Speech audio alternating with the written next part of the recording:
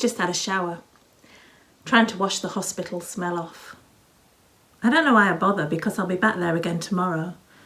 And the next day, and the next day, until she comes home.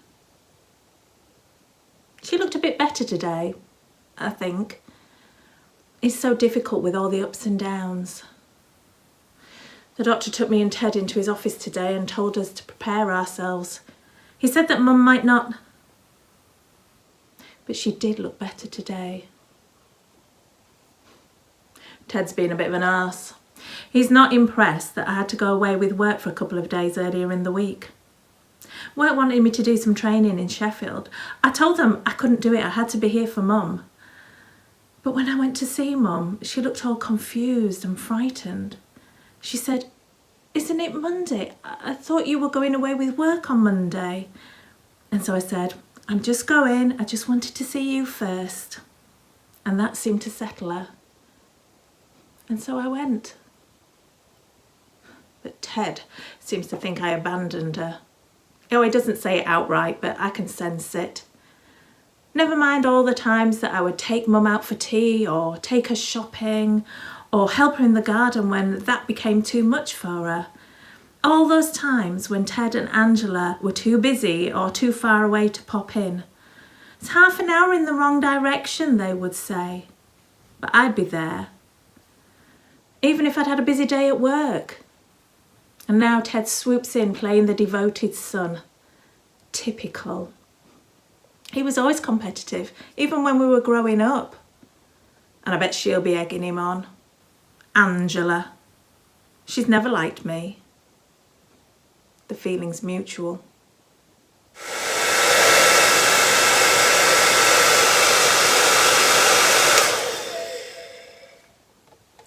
Every Friday, I used to take Mum out for tea. There's this great fish and chip restaurant near where she lives. And Mum would always have the same thing. A lightly battered fish, small chips, and a salad. And every time she would say, "This is the best fish and chips I've ever had." Every single time. She's nil by mouth now. Everything she ate just seemed to disagree with her. So they don't feed her anymore, just give her fluids. Seems a bit cruel. Mum always loved her food. She asked for a strawberry yoghurt today. The nurse said it couldn't hurt, so I popped to the shop over the road and got her some. And then I helped her sit up in bed and I fed her with a spoon. She only ate a couple of mouthfuls. And it made me think, as I fed her, about all the times she'd done that for me when I was a baby. "Here comes the aeroplane" and all that. I turned away so Mum couldn't see the tears that came to my eyes. And I thought about all the things Mum had done for me. Not just the feeding, but everything. She was always there for me. I sat and held her hand tonight. I thought it would feel weird. We're not a touchy-feely family. But it didn't. It felt nice.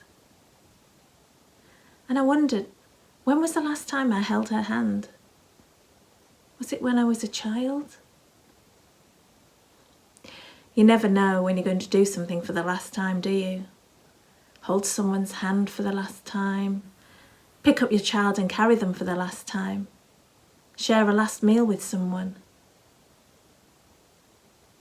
Was that it? That strawberry yoghurt? Was that our last meal together? Before I left, I kissed her on the cheek and I told her I loved her. I thought she was asleep, but she told me she loved me too. We never do that. Maybe Ted was right. Maybe I should have stayed. I tried to tell myself that I was doing the right thing by keeping work ticking over, but maybe it was just an excuse. Maybe I just needed to escape for a bit from all this.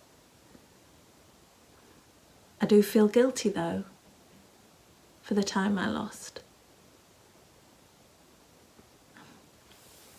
I bought a beautiful bunch of daffodils today. I was going to put them in Mum's room, you know, give it a nice touch of spring, but I don't think they let you do that anymore. But I'm going to take a picture of them and show her tomorrow. Yeah. I think she'd like that.